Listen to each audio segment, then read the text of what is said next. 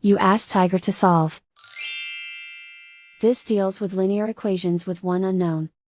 The final result is I equals -9. Let's solve it step by step. Group all constants on the right side of the equation. Add 9 to both sides. Group like terms. Simplify the arithmetic.